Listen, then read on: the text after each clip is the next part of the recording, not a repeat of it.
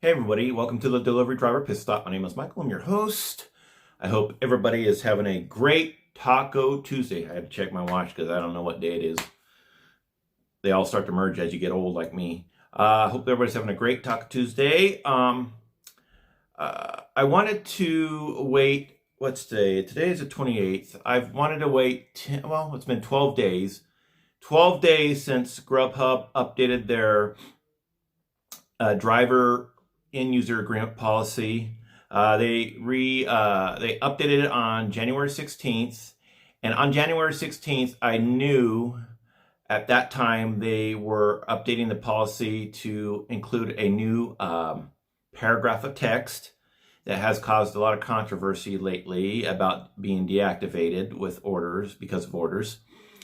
Rather than go first on the 16th, I wanted to vet the story, get a little more information before I came to you with it so I can give you the truth about it and not just read off an email, read off a web page. I didn't, with a lot of creators, it's important for certain creators to break the story first. Because that creator or creators are monetized, and if they get a scoop on a story, monetization means more money in their pocket. You hear a lot of rumors out there, or you hear a lot of this chat that some creators are here to help you. My question is, and I'm going to go on off the soapbox a minute. My question to you is, if they're truly here to help you, are they willing to turn off all monetization for every single video that they do? I bet you they're not. So with that being said, consider the source, consider the what their motive is. Yeah, because when the people say they're out to help you and they have no other angle on it, that's not true. As I said before, I'm out to help everybody. Even though my channel is monetized, I make very, very little money, not even enough to cover the enormous amount of hours I put in doing research such as this for the channel. So with that being said, yes, I could have broke the story on the 16th. I already knew it was coming about the new deactivation policy, end user agreement update, but I waited 12 days. Today's 28th and went live on the 16th. I waited 12 days because I wanted to get more information about it before I came to you with it so I can give you both sides of the story. I'm still continuing to get more information on it. I'm still continuing to talk to my driver specialist about this, and as soon as I get even more information to clarify it, I will. As I've always said, information is power, and the more information you have, the more power you have to make smart decisions for you and your family, putting money in your pocket. And as I said, going out and get a lot of money for your honey. If you have no honey, more money for you.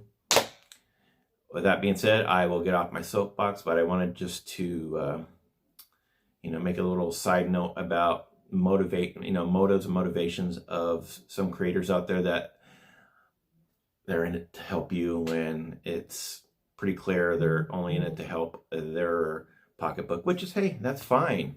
I have no problem with other creators making money. That's the name of the game, but at least be honest about it. At least say, yeah, my site's monetized, but I'm making money and I'm out to help you.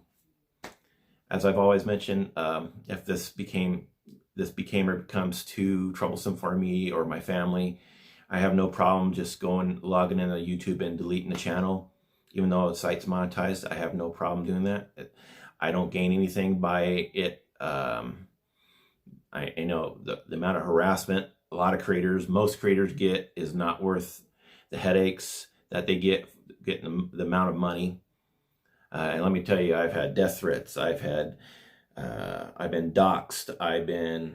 You name it. I've had crank calls at 2 a.m. I've been slammed with spam emails. I've been subscribed to porn sites. You name it, it's happened to me. But I continue to do it because I think I have a lot of friends that are subscribed to my channel, even though I've never met most of them. A lot of people that I consider friends.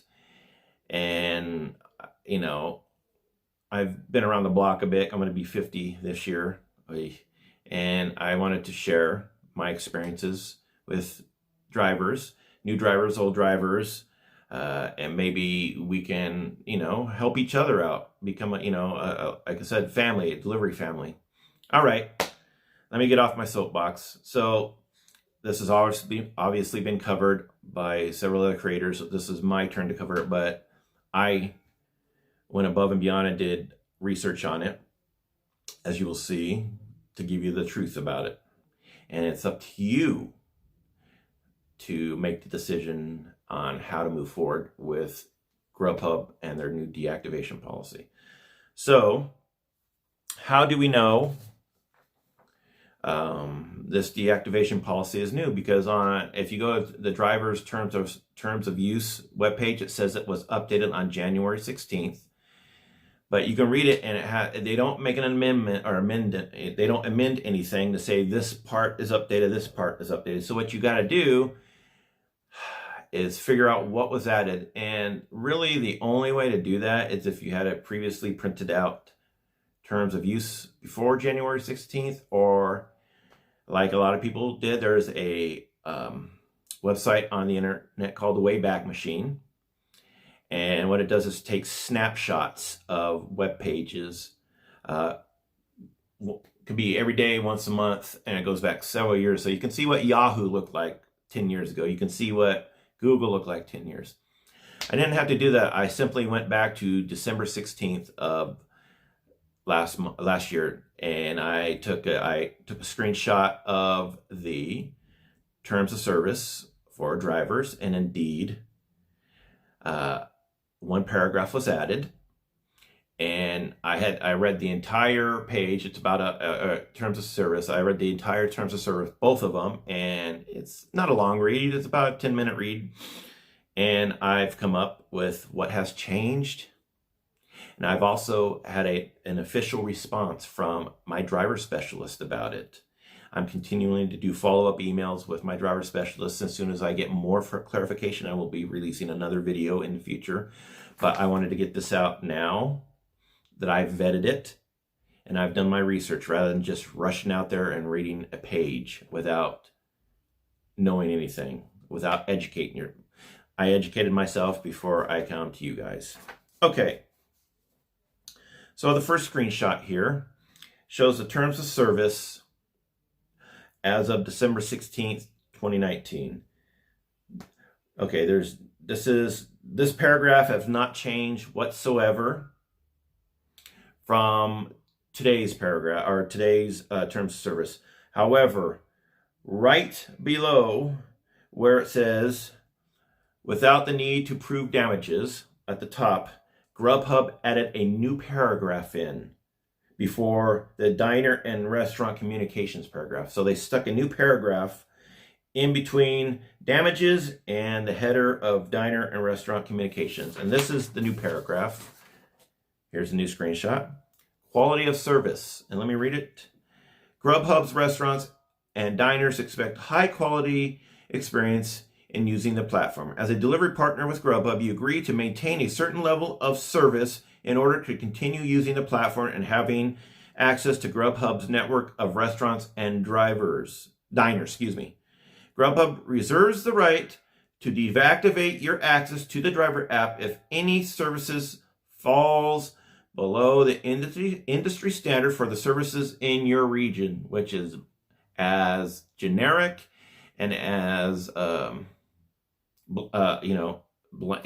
know as generic as possible. How do we know? Is there anywhere in the terms of service where it discusses the service industry standard? What is that percent? There's nothing. So it's basically according to GrubHub on what they think the industry standards are for your region. Very shady, very generic, very cryptic. That's the word I was looking for, cryptic. Services in your region as determined by GrubHub in its good faith discretion. This includes but is not limited to. So it's up to them. Number one here, bullet indicating that you have delivered an order or orders when you have not. That goes without saying. You're going to have drivers that lie about it so they get freebie meals. the one I circled and or squared out in red, which is the one that's causing a huge uproar right now, is unreasonably canceling or otherwise failing to complete an order or orders that are accepted. Sorry, I printed it real small so I can't see it. That's why. So unreasonably canceling. What is unreasonably canceling? That is the $1 million question. What is unreasonably canceling? So let me play the devil's advocate here for both GrubHub's side and our side. GrubHub's side, unreasonably canceling. They can, if you don't like the total, you accept that you don't like the total, you can cancel them. However, on our side, why would they, GrubHub, when you unassign an order, why would they give you a list of reasons why you're unassigning it? And one of them is it's too far, the amount is too low, vehicle emergency, etc., etc. Are all those considered reasonable reasons to cancel? Which ones are they all not? Are there certain ones that are considerable reasonable? I would think an vehicle emergency would be a reasonable reason to cancel an order. A flat tire, etc. Do you think, the total amount is too low? I think that's a reasonable answer. It's too far. That's another reasonable answer. However, what is too far to you compared to what does GrubHub think is too far to them? What is not enough money for you compared to what GrubHub's standard is of what's not enough money for them? That is the gazillion dollar question. So, did the research, indeed found that paragraph added. So I reached out to my driver specialist and wrote a nice long email. And this person replied back. I've also reached out again for even more clarification, because that is the responsible thing to do as a creator, rather than just reading it and leaving questions hanging. You try to get down to the bottom of it so you can provide the best answers for your subscribers. You deserve that. If you take the time to watch me, you deserve the truth. You deserve as complete of answer as you can, again, to get information to make smart decisions for yourself. So I want to read the email, and then I'm going to read the response, and it's an eye-opener. Hello, driver specialist.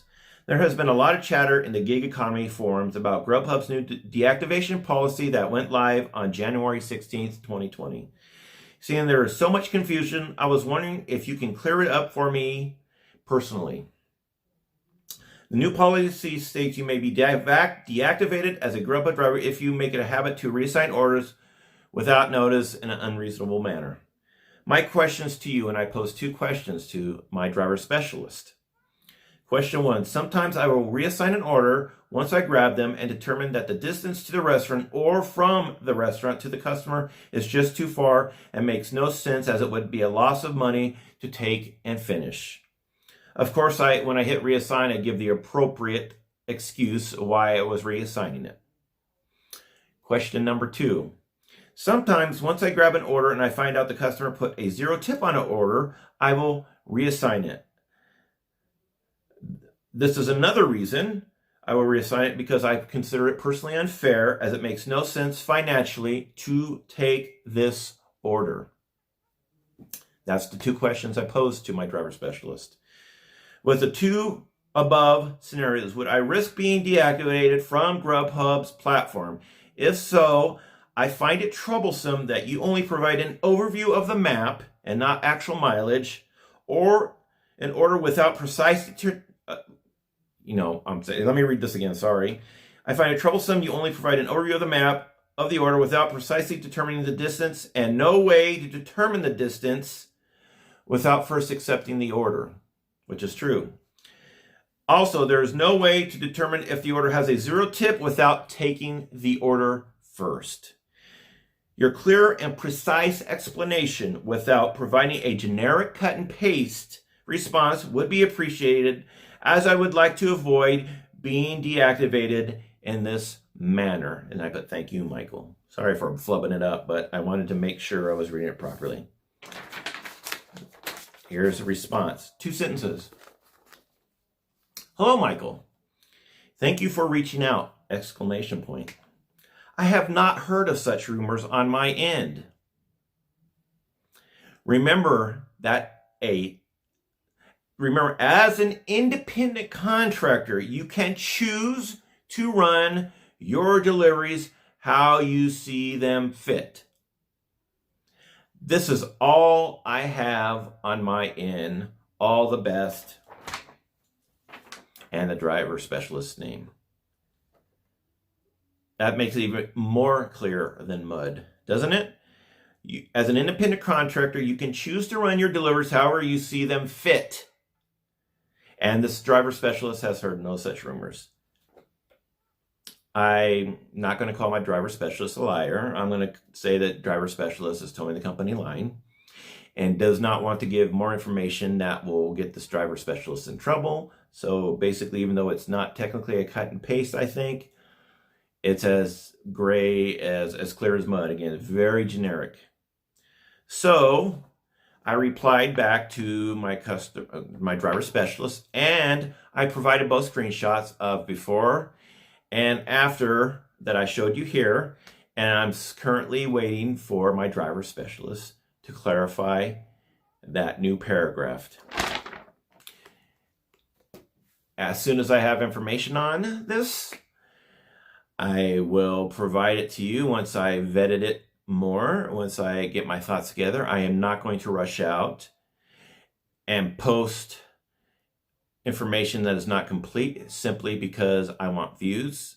It's irresponsible of me as a creator to do this. And again, when people say I'm in your corner, look at what other creators do on the story. Look at what they have done and look at what I've done. And you tell me, have creators that have done the story, have their 100% effort to vet the story and get all the information out to you like I have? That's for you to answer. All right, guys, I've already rambled on for 17 minutes for this, which is way longer than I thought. As always, I thank you for joining me. If you find information like this and you find what I do helpful for you in the gig economy, I would really appreciate one of these bad boys, a thumbs up. If you'd be so kind to follow me on social media, I'm on Instagram, Twitter, and Facebook. I think that's it. I appreciate everybody taking time out of their day to join me for 18 minutes of my ranting. God bless everybody. Have a great evening. We'll see you next time on the Delivery Driver Pit Stop. Bye-bye, everybody.